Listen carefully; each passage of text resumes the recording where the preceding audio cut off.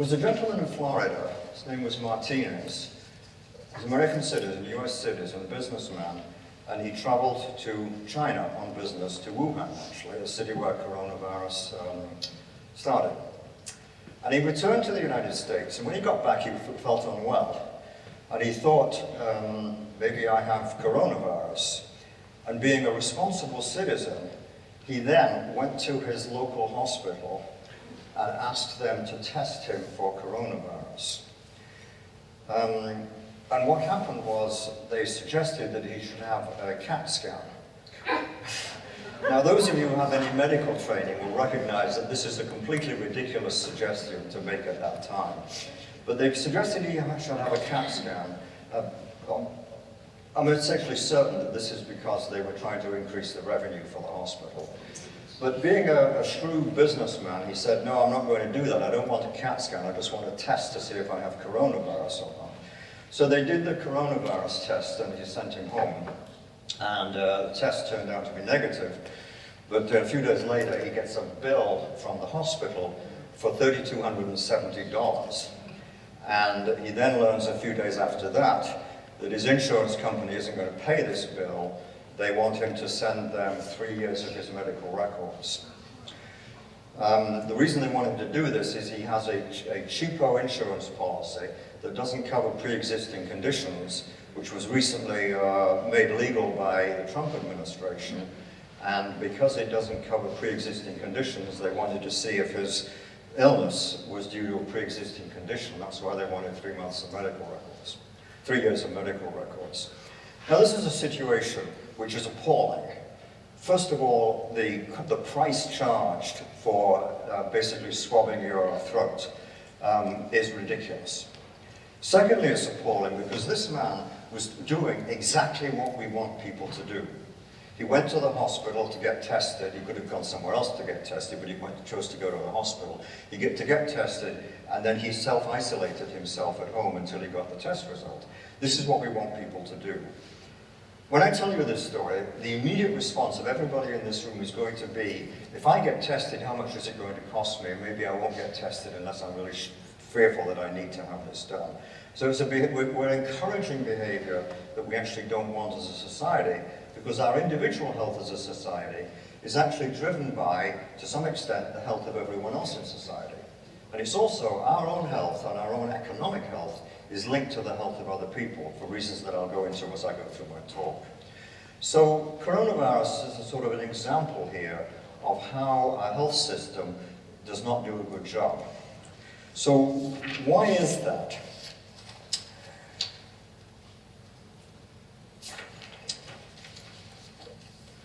We have a health system that is the most expensive in the world. Everyone knows that. I'm not going to spend any time on that. We also have a population which is not the most healthy amongst the developed countries. We're right about number 20 in terms of life expectancy compared to other developed countries. What you probably don't know is that that poor life expectancy is concentrated in two segments of our population. It's concentrated in children and in people of working age. Once you hit 65, your life expectancy compared to other countries starts to increase. And it gets better and better compared to other countries the older you get. Now, what is different at age 65 in the United States that will cause people's health to improve over time compared to other countries? Medicare. We have access, we have basically, if you're over 65, we have a single-payer, government-run system that provides access to healthcare for everybody in that age group, and it gives you all recommended scientifically proven treatments for all conditions that are recognized by science. And you can go to most, not all, but most providers in the country. And there's a clear result of that people are healthier. That's the good news, those of us in this room. The bad news is that we have an economy which is limited by the fact that our working age population is not as healthy as it should be. And because it's not as healthy as it should be, then those people, they're not working, so they're not productive. And because they're not working, they have no money, so they can't consume goods. And our economy is 80% a consumer economy. So putting on my capitalist hat, this is not a good situation. The other thing that you may not know is that in the American healthcare system, 30 cents of every dollar that is spent on healthcare is actually wasted. It doesn't actually contribute to people's health. We spend 30 cents of every dollar on healthcare, and we spend, keep in mind, we spend $3.3 trillion a year on healthcare, which is about 6 times as much as we spend on the Department of Defense. We spend $3.3 trillion a year on healthcare. That's $3.3 thousand billion. And that 30% of that is wasted. That's $1 trillion a year, more than $1 trillion a year that is wasted. It doesn't provide people with better health. And this $1.1 trillion that's wasted, most of it is wasted on 2 things. One is administrative costs. When you go to the doctor's office, there's a little room somewhere at the back that's full of people on the phone and we're working at computer screens. They're not nurses, they're not wearing healthcare clothing. And what they're doing is they're on the phone to insurance companies, they're on the computer with insurance company related stuff. And at the other end of the phone, there's people in the insurance company doing the same thing. That's administrative waste. They're trying to figure out who's going to pay for the healthcare that you're getting, how much the insurance company pays, how much the doctor gets, how much you pay, and so on and so forth. And the other problem with healthcare waste is not the administrative part of it, is the fact that stuff just costs too much. And this story about Mr. Martinez and his $3,000 throat swab is an example of how things cost too much. So those are the problems that we want to solve. The other fact that you probably don't know is that the health insurance system in the United States, to insure a family costs $26,000 a year, $26,000 a year. And most people don't see that because their employer pays 80% of that, or they've got some sort of subsidy from a government program. $26,000 a year for health insurance. The median income, the income that 50% of people in the US make below that income, the median income is $56,000 a year.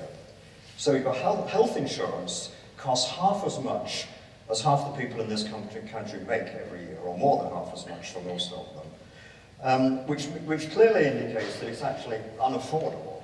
And we all are subsidized in one way or another to get our health insurance. So this is a huge distortion of an efficient functioning marketplace. So we've got 2 problems to solve. The first is that healthcare is too expensive, and then flowing from that is the fact that people don't have access to health insurance because they can't afford it. So those are the problems we're trying to solve, and my goal is that we would have a system where everybody is insured and the cost is affordable to everyone, individually, affordable to business, and affordable to us as a country as a whole, because we're paying about the same as other countries pay, whereas at the moment we're paying about twice as much. So 2 goals, universal access and affordable costs. And what I'd like to do now is, with Health Insurance 101, the course that we're going to take over the next 30 minutes or so, is to go through 7 steps. The first step is to define what you can insure and what you can't.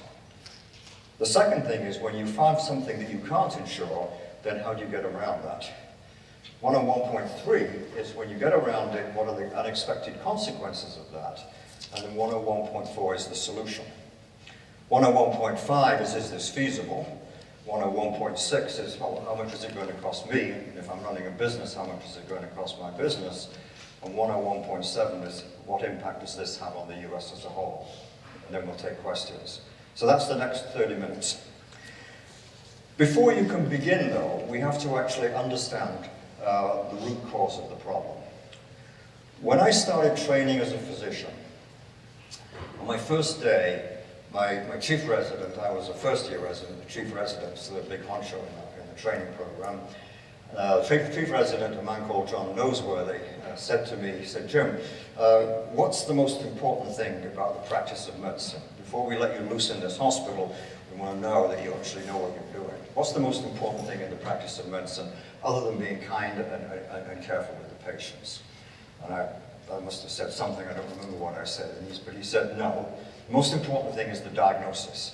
Because if you don't get the diagnosis right, then everything else that you do is at best wasteful and could even harm the patient. So you have to know what's wrong with the patient. Now, Jim, what's the second most important thing in the practice of medicine? So I learned my lesson. This time I said, I don't know. And he says to me, the diagnosis. So we went around this again, and he says to me, and then Jim, what's the third most important thing in the practice of medicine? And the answer is? Yes, okay. John Noseworthy went on to become the president and chief executive officer of the Mayo Clinic. So when he talks, I listen. So we're going to talk about the diagnosis. What's actually wrong with the American health insurance system? And there's two problems. One is a moral one. People can't get insurance and they die. And the second problem is that it's too expensive and it's inefficient and wasteful. So you can think about this and be concerned about it for moral reasons, or you can think about it and be concerned about it for capitalist reasons. I'll leave that up to you which approach you take. But the facts are the facts, and what I'm going to lay out is an actuarial argument for the fact that we need to see some change. All right. Insurability, 101.1. If you want to insure your home or your car, you go down the street to Fred, the insurance agent, on the corner office on Main Street, and you say to Fred, and you can do this any day of the week and any week of the year, and you say to Fred, I want to insure my home, or I bought a new car. And Fred says, okay. And he basically asks you two questions. The first question is, well, how much is it going to cost if your home burns down or your car is totaled? And you can answer those questions. Appraisal, blue book. And then he asks you, or he asks himself and looks up in the book, how often does a car like yours totaled, or how often does a home like yours burn down? And if you have those two numbers, then you can set a premium. You divide one into the other. We won't do the math, but you divide one into the other, and you can insure the object. And this is why the home insurance or the car insurance market or life insurance, which is the same kind of thing, actually works. But now I'm going to ask you a question that nobody in this room can answer. And I'm a doctor and I can't answer the question either. And the question is, how much is your healthcare going to cost next year? And nobody can answer that question. And what that means is that your healthcare as an individual is actually uninsurable. Everybody with me? This is a key point. Nobody disagrees. Okay. So individual health of a person is uninsurable. And that is the root cause of why we have problems with health insurance in the United States. Because, 101.2, what do you do if you're trying to insure something that is not insurable? So here's a different scenario. I'm now the owner of a business, and I want to insure the health of my employees. Just as an aside, this is how health insurance started in the first place. In 19th century Germany and 20th century UK and the US, businesses wanted to make sure that their workers showed up and were able to work. And so they put in place health insurance for the workers. That health insurance actually started as part of a business operation.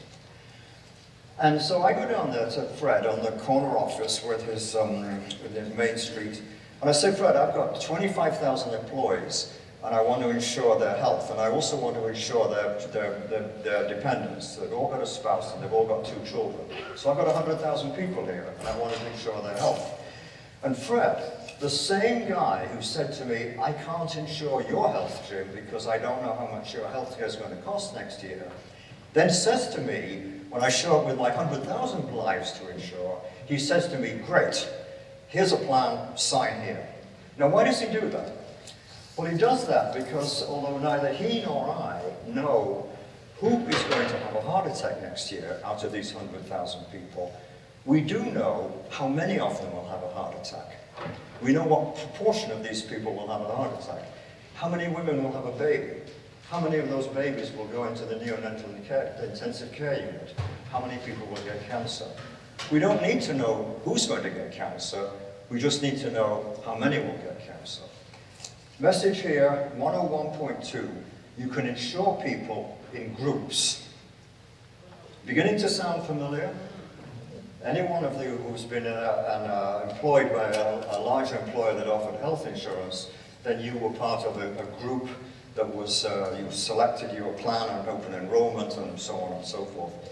So you can ensure the health of people if you put them in groups. Now, okay, 101.3, what goes wrong when you do this? So there's two things go wrong.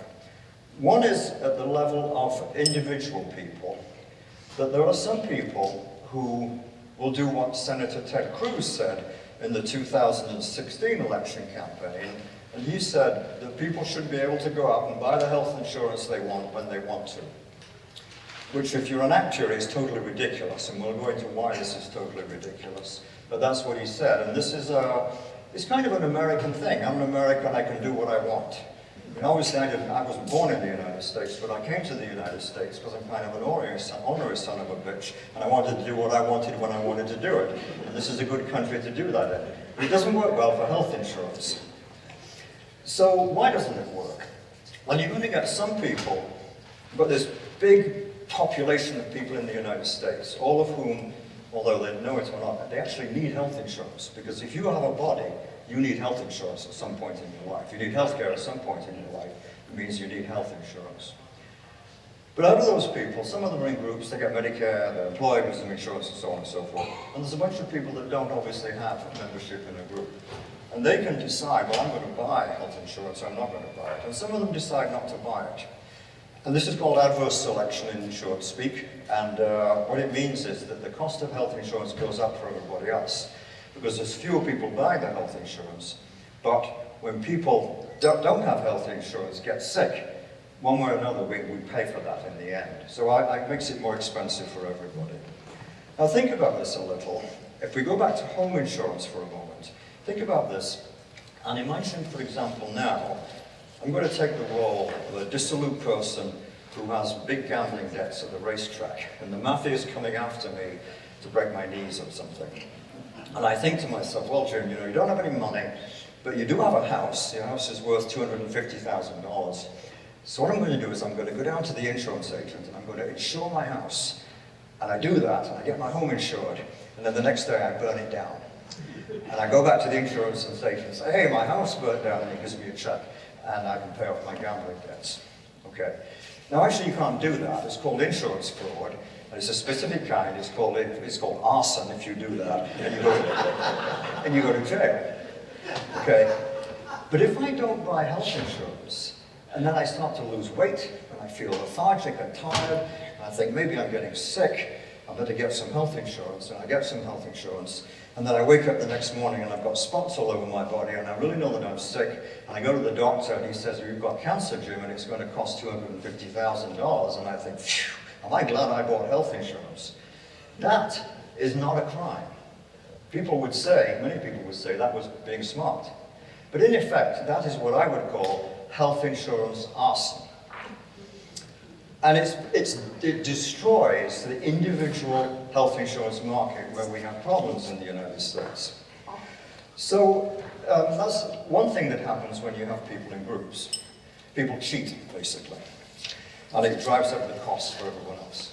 The other thing that happens is that rather than patients adversely selecting against insurance companies, is that insurance companies adversely select against patients. Because the way you make money as an insurance company is you take in lots of money as premium, but you pay out as little as possible in medical costs. So the kind of people you don't want to insure are, guess what? The sick people who are actually going to use your health insurance. So that's why there's this fuss about pre-existing conditions, and why this Mr. Martinez, with his coronavirus worries, he bought a cheapo insurance policy that didn't cover pre-existing conditions, which of course raised the question that they wanted all his medical records to see if he had anything that they could basically use to not pay his bill for him. So insurance companies adversely select too. And the end result of this is that it increases the cost of insurance, because the people who don't buy insurance when they should drive up the cost for everybody else. And the insurance company that will avoid, if possible, insuring a sick person, pushing it off into another company or leaving them uninsured altogether, then they drive up they limit the access of people to the health insurance market. So we come back to this issue that we have a health insurance market which is inefficient. And it's inefficient in this case because insurance companies make sure that people don't get access to it that actually need it. All right then, so that's 101.3. So we've established, 1, you can't insure the health of an individual. 2, you have to be in a group. And 3, if you're in a group, then you get bad things happen. You get people that don't have access because they choose not to have access. And you get people that don't have access because insurance companies push them away or price them out of the market. The other thing that happens when you have a group is that you lose control of costs. And this is obviously a huge problem in the United States. You lose control of costs because you have, in a market like Rhode Island, let's say the total spend on healthcare is $2 billion, something like that. $2 billion. Then of that spend, half of it comes from Medicare, a government program. It doesn't mean half the people are insured by Medicare, but half the money is spent on people with Medicare because they're all going sicker. So half of it's Medicare, another 20% is Medicaid, another government program, and the remaining 30% is other insurances. Medicare and Medicaid are not allowed by law to negotiate the prices they pay to doctors, hospitals, drugs, and so on. Because Congress has been lobbied, basically by pharma, to prevent Medicare and Medicaid from negotiating prices. So 70% of the market for healthcare is paid for by people that can't negotiate the price with the provider. This again is clearly not an efficient market. But it gets worse. It gets a lot worse. The remaining 30% that you think, oh, well, there's 30% that can do the negotiation. But that 30% is split into the blues that will have 10 or 15% maybe of the market, and then 5 or 6 other different insurance companies that will have the rest of it. So basically, nobody has more than a 10% share of this market that's in a position to negotiate. And the blues can't sit down with United and Cigna and say, hey, let's all get together and negotiate with this hospital or this doctor's group. Because if they did that, it would be restraint of trade that have the FTC on their backs for restrictive practices. So they have to negotiate individually. So you have a market where the big players can't negotiate at all, and the little players are really little tiny players and don't have leverage. Now what does that look like? Well, here's a scenario from my own experience working with insurance companies. And I'm at a meeting between an insurance company and a health system. And so I'm sort of sitting here at the table, and my role working for the insurance company is the medical director, and I do data and analytics, like where are we spending money, how much does it cost, is this wasteful, is this justified, that kind of thing. On my right, I have the business lead for this market that we're working in. And on my left, there is the CFO of a large health system. And the purpose of the meeting is for us to identify savings, ways in which we could look after patients at a lower cost. And the idea is that the insurance company then can charge a lower premium, will get more members, and the hospital will have more members, more patients flowing into it, and they can make up their revenue they've lost from savings by having more volume. Now, the parking lot outside the window of this hospital is full. We're meeting at the hospital. The parking lot's full. The hospital census is 90%, 95%, and their outpatient staff has a waiting list for it. So this hospital is not going to be really incentivized to lower its prices. But anyway, we're there for this purpose. This is what's called an accountable care organization. A fashionable idea 10 years ago, but now defunct for reasons that we're going to see in a minute. So anyway, the insurance business lead says to me, Jim, what have you got for us today? So I shuffle through my papers and I say, well, we've got a situation here where we had 1,000 patients had outpatient MRI scans last year at this hospital. And these 1,000 patients, we pay $1,200 for each one to the hospital. But down the street, there's a radiology center that's privately owned by some radiologists, and the contracted rate there is $400. So we've got an $800 difference. If we can get all these patients to not have their MRI scan at the hospital, we go down the street to the freestanding radiology center, we can save $800 a pop, or $800,000 next year. And the CFO of the hospital is sitting here, leans forward, looks at me in a belligerent fashion and says, Jim, we're not going to do that. The insurance lead, my boss, says, okay, what's next, Jim? Now, what is wrong with this scenario? It's hard to know where to start. But this is negotiation in the healthcare world. So let me tell you the things that are wrong with it. The first thing that's wrong with it is that the $800,000 of potential savings has been sort of left on the table and kind of evaporates, when that $800,000 could have been returned through lower premiums into the community to people who live there, people who are running a business there, and so on. That $800,000 basically remains in the healthcare industrial complex and not in the other 80% of the remaining 80% of the economy, where it should be. Because a $1,200 MRI scan is a commodity. It's the same thing as a $400 MRI scan. So that's the first thing that's wrong, savings left on the table. So you might say, well, who's wearing the black hat here? This is very bad, somebody must be evil. So let's think about the CFO of the hospital. What he has to do is he's working for a hospital that's chartered by the state as a not-for-profit organization to deliver healthcare to his community. And to do that, he has to meet his payroll. Every 2 weeks he has to meet his payroll, and at the end of the year he has to have some money left over for capital improvements. Well, if he's smart, he'll go out and buy another MRI scanner, but that's been a different story. So he is actually doing his job because he's preserving his $1,200 of revenue. He's going to meet his payroll, and the hospital can improve with the capital expenditures.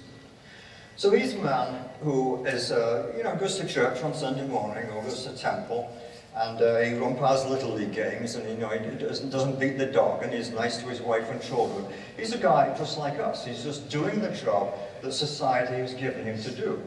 So I would give him a white hat, and if I was on the board, I'd give him a raise and a bonus next year.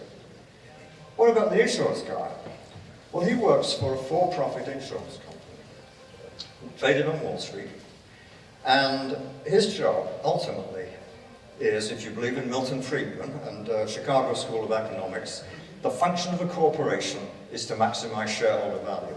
That's its only function, maximize shareholder value. So, in the insurance business, and any corporation, shareholder value is driven primarily by top-line revenue. How much revenue have you got, and is that revenue growing year over year? Not the only things, but the two big things that drive share prices. So, for an insurance company, if you have to buy a $1,200 MRI, then you have to set your premium at $1,200 plus, whatever your administrative expenses are. If you succeed in getting a $400 MRI, and you're going to take advantage of that in the marketplace, you have to lower your premium. What happens to your top-line revenue if you lower your premium? Your top-line revenue goes down. And what happens to your share price? It goes down. So the insurance lead in this negotiation is actually doing his job.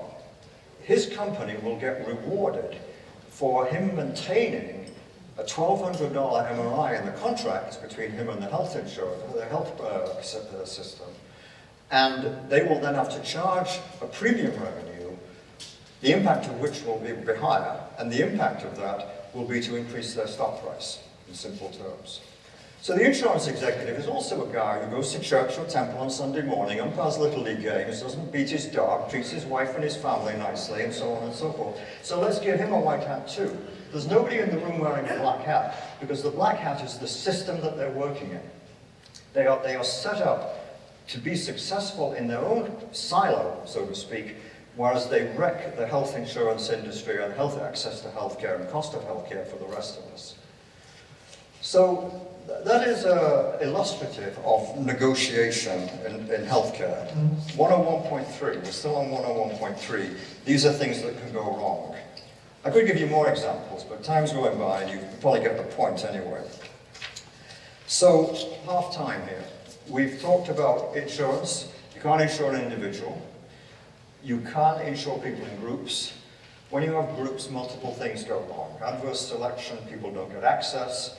And you've got lots of people competing in a very inefficient market where not all the players are allowed to negotiate, and the negotiation itself is flawed because each party is negotiating for its own ends and not negotiating for the larger good. And I should ask you one other question about this MRI scenario, and that is, who was not in the room at that negotiation? The patient. You're not there. These people are agents acting on our behalf. The hospital is chartered by the state to do good things. The company is chartered as a corporation to allegedly do good things. But you can see from this story, they're not actually working for us. And that's why we have no control over the cost of healthcare in the US.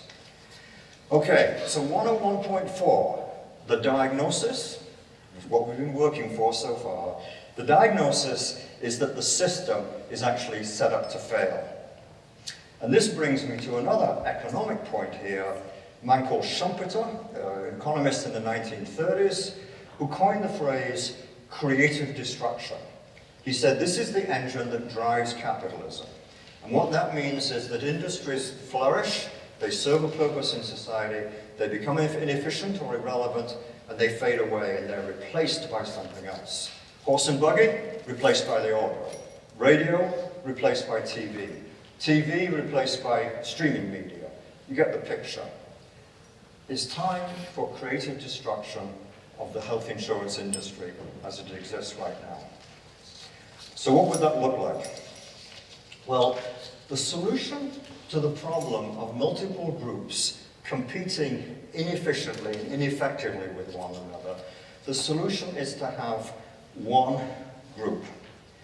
If you have one group, and in the case that we're talking about, what that means is that if you have a US government social security number, then you are in the US government health insurance program. You're a legitimate resident of the US, then you're insured. By what? Well, by something like Medicare that covers all treatment that's scientifically proven to be effective for all conditions that are recognized by science. And you can see any doctor or hospital, because if there's only one insurance company, then everybody's going to be working with that network. The network is going to be all the providers in the country. And you can get the care that you need. Now, the Medicare for All proposals include other things, dental, vision, things like that. These are political choices. If you put it in, it's going to cost more. If you leave it out, people are going to be unhappy. I'm not going to talk about that. But you get the idea. Rather than having multiple groups competing and creating all this waste, then you have one group that, by definition, everybody's insured. And because it is only one group, and because it's responsive to politicians who are ultimately responsible to us, right? Then we would have a system where the negotiation would be done on our behalf.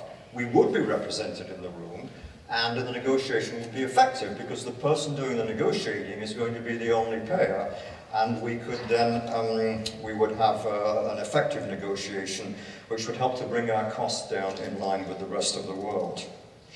So a single payer solution is the only solution that guarantees universal access and the opportunity to actually manage costs over time. Any tweaks to the current system that I've described for you, which would include public option, leave the existing system where it is, but provide a public option, would include any tweaking to Obamacare, leave things as they are, but beef up Obamacare in one way or another. Just as an aside, Obamacare was effective at covering more people, but it failed to cover everybody, to my point, and it had no impact on costs at all, for reasons that I explained with the MRI story. So any tweaking to the current system is not going to get us to a situation where we have universal coverage and where we have some management of costs that bring them in line with the costs in the rest of the world. So that's my message up to this point. Now I'm going to talk about three more things. Feasible, is this possible? And if it is possible, then what's the impact on the cost of healthcare to individuals and to the community and to the country as a whole? So feasibility, well, okay, first of all, political. This is a heavy lift, no question about it. A majority of people in the country support this idea, depending on exactly how the question is framed, but a little more than 50% of people support it. Majority of doctors and healthcare workers support it, particularly younger doctors and healthcare workers, so that support will only grow, probably as the public support will too over time. A majority of union members support Medicare for all, even though these unions have negotiated good benefits for their own members, because if you think about it, a system that covers all treatment for all conditions and with no co-pays or deductibles, and you can go to any provider, you can't have a better system than that. So whatever unions have negotiated is not going to be as good as what is on offer here. A majority of Democrats support it, and a big minority of Republicans support it too. Despite what you read in the media, public support for this is probably greater than our representatives and senators in Washington recognize, because they spend a lot of time talking to lobbyists and not hearing this kind of thing from a group like us. Now, so I think the political support is there, but as we've seen from the elections on Tuesday, then the impact of advertising by big insurance, basically, saying, well, you won't be able to choose your own doctor, which is not true. The government's going to tell you what treatment you can have, which is not true. And it's going to cost you too much, which is not true. But that advertising, hundreds of millions of dollars of TV ads on the airwaves in key states, and it has an impact on the outcome of elections. So anyway, it's a heavy lift, no question. Next question. Can we actually do it? Is this possible? If we had the political support, could we actually make this happen? So a few points about that. First of all, we have 300 million people in the United States who are insured on our current infrastructure, which means basically IT back office function, call centers for questions from patients, questions from doctors, and then massive computer IT infrastructure to pay claims. Every time you go to the doctor, it generates a claim, and that has to be processed. Who are you? Are you insured? Were you insured on this date? Who's the doctor? Is the doctor in network? Is he contracted for this service? Is it the right service for the diagnosis you have? How much is your copay? How much is your deductible? How much do you pay? How much can be sent to the doctor? That's done on every claim, and there's there's actually billions of claims per year in the US that are processed on that infrastructure. Some of those claims are from Medicare and from Medicaid. The government does not process those claims. Medicare really consists of a set of rules about who gets covered and who is covered and how much is paid for those services that they have. Those rules are actually implemented on the IT infrastructure that's not owned by the government, it's owned by private insurers, and they rent it out. They basically load a new set of Medicare rules into their system and then run the claims processing engine. And then for their own stuff, they load their own rules into the system and run the claims processing system. So Medicare and Medicaid are already delivered operationally on private infrastructure. The private infrastructure that insures another 180 million Americans with private insurance is out there, it exists. You take that infrastructure, you take out the private insurance rules, and you load in Medicare rules, and guess what? You've got the infrastructure to deliver Medicare to 300 million Americans, or 330 million Americans. We'd also cover the 30 million Americans that don't have health insurance right now. So operationally, we can do this. And we actually do it in a way every year, because people enroll in health insurance programs, except for Medicare, they enroll every year. So every year we're putting people into maybe the same program, but we're going through this process of shifting them to a program, sort of reinstating them in the system, so on. Okay, so we can run it operationally. People going out of work. 60 million Americans change their job every year. They got fired, their job's eliminated, they're made redundant, or they choose to change their job. If we had Medicare for all, a reasonable estimate is that there's 2 million people working in health insurance right now. 800,000 of those will lose their jobs. These people in health insurance, private health insurance, that are working in back office functions like claims payment and so on, they're not going to lose their job, because their job will still be there. They'll have Medicare claims to process instead. Call centers to answer questions people have will still need that. People that will lose their job is sales and marketing, things like that, contract people, things like that. Those are the people that are contributing to the 30% waste that we don't get any value for it. So yes, they'll lose their job. There's about 800,000 of them.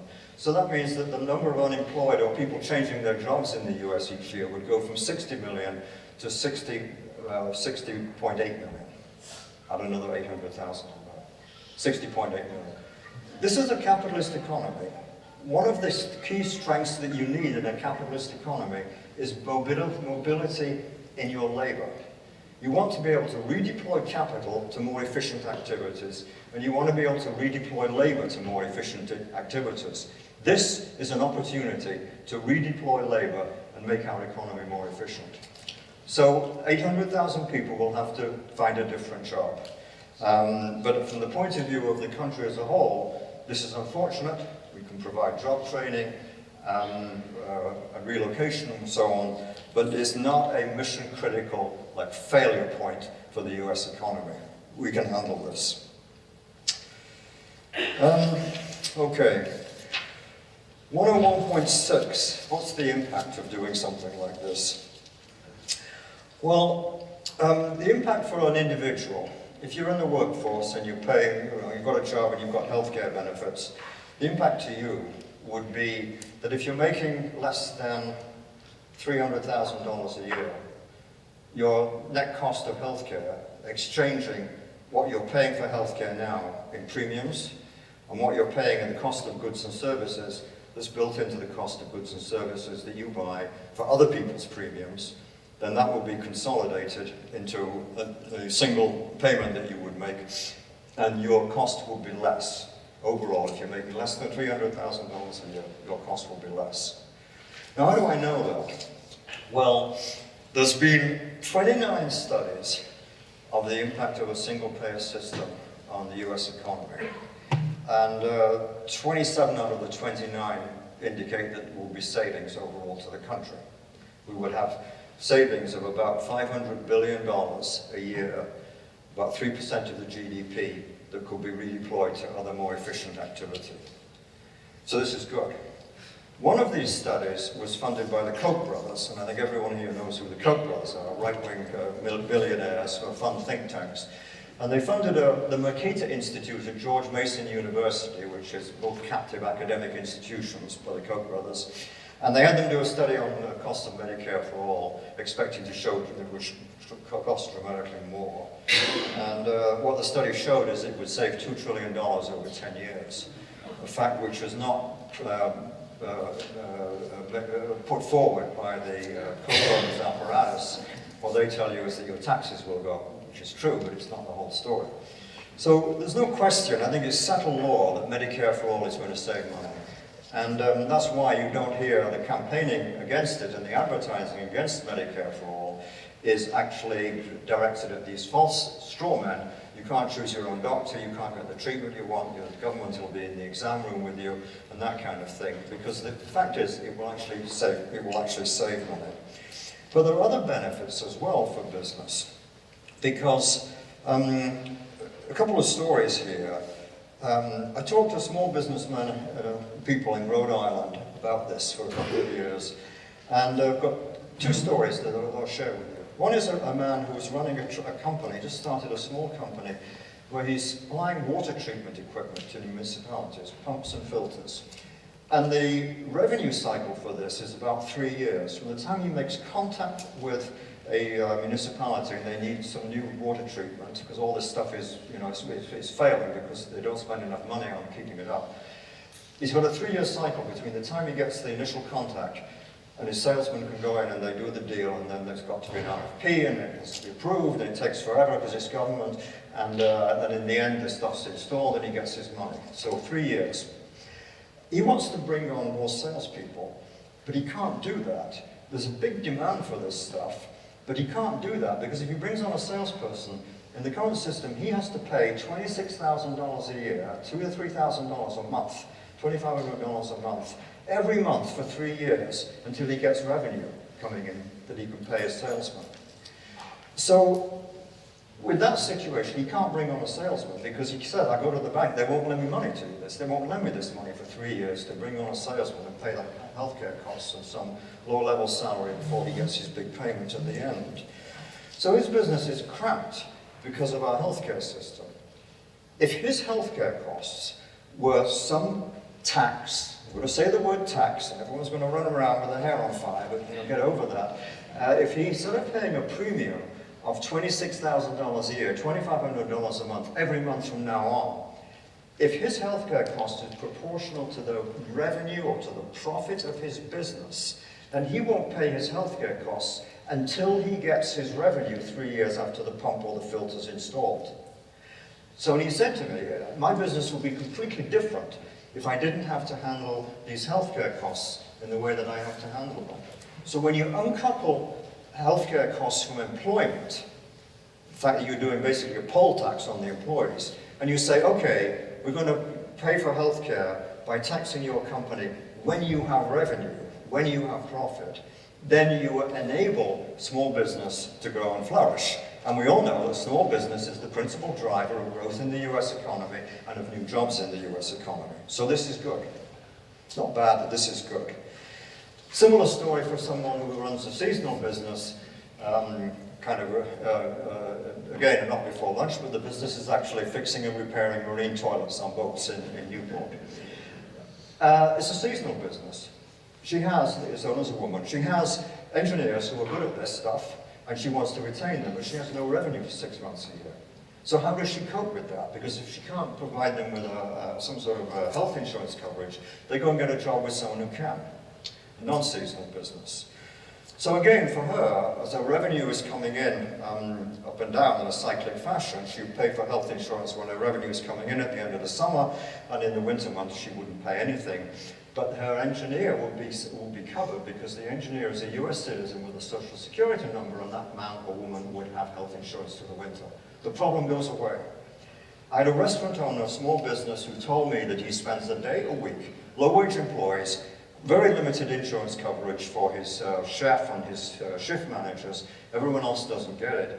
He spends a day a week, he estimates, either dealing with his insurance broker because he has a low-quality, poor, cheapo insurance, and there's a lot of problems with it, or dealing with employees that don't have health insurance and want an advance on their paycheck, or they can't come in because they've got to go and see the doctor and things like that. And all of that would go away if you uncouple health insurance from employment and from running a business.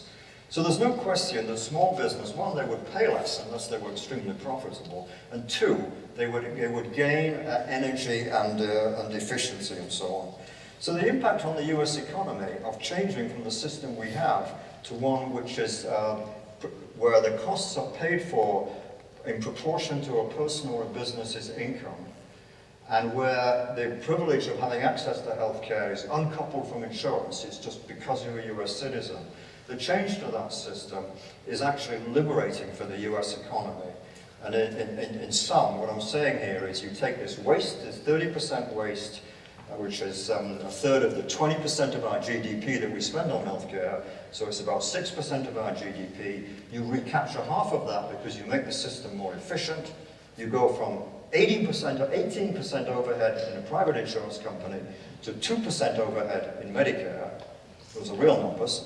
You go from that, you save 3% of the GDP, and you redeploy that capital and labor to more efficient industry. Then we'd be healthier as a country, and we would be better off financially as a country. 101.7, wrap up. You can't insure an individual. You have to put them in groups. When you get groups, you get a dysfunctional market. It's made worse by the fact that Congress won't allow all of the people in this market to negotiate. It's dysfunctional for that reason. It's dysfunctional because individuals behave badly. They don't buy health insurance when they really should be buying it. Health insurance arson. And it's dysfunctional because the people in that market who are negotiating on our behalf are not acting as our agents because we've set them up to fail in that respect. Solution, one group. Cost of one group, less than health insurance is costing us at the moment, or less than healthcare is costing us at the moment. Impact on the economy, good, because we redeploy labor and capital, a sound capitalist argument, not a socialist up here, I'm a capitalist.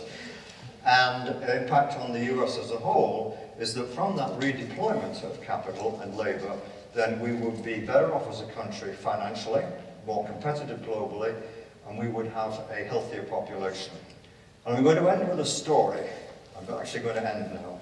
And I'm going to end with this story, though, which is the reason that I'm up here telling you this today, And this is the story.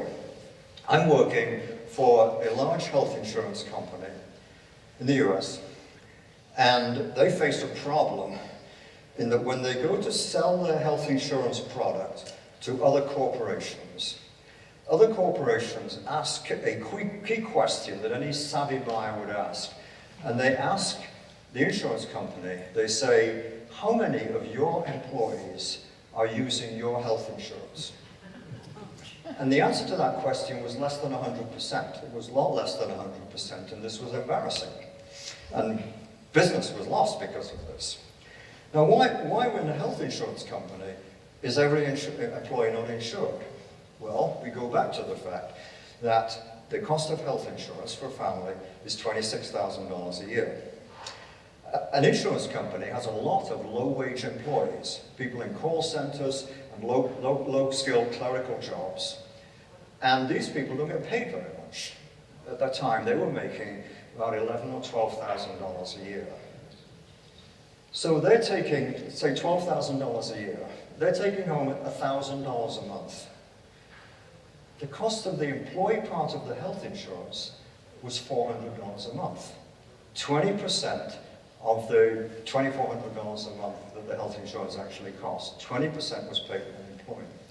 So they were going to be charged $400 a month out of a $1,000 a month paycheck to have health insurance for their family. Guess what? They didn't buy it. They couldn't afford to buy it. So what the company did was they said, okay, we're actually going to have a socialist solution to this. Publicly traded Wall Street company. And the socialist solution was that an employee's contribution to their health insurance, to their employer-sponsored health insurance, was going to be proportional to their income. The impact on me, as a six-figure income employee in the company, my health insurance costs went from $400 a month to $1,000 a month. Did I complain? No, I didn't, because this was, to me, the right thing to do.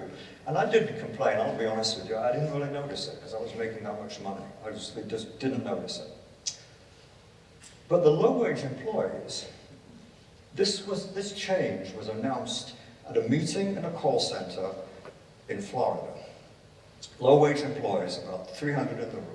CEO of the company goes down to Florida, gets up in front of them like I'm talking to you now, and announces that their health insurance costs are going to be literally a few dollars a month. People in the room broke down and cried. They wept. You could see the tears. This is video cast over the whole company. You could see the tears running down their faces. And they came up to the CEO afterwards and they said things like, thank you. For the first time in my life, I can go home at night and I know that if my family gets sick and needs to see the doctor, they can see the doctor. That is why I am here today. Thank you.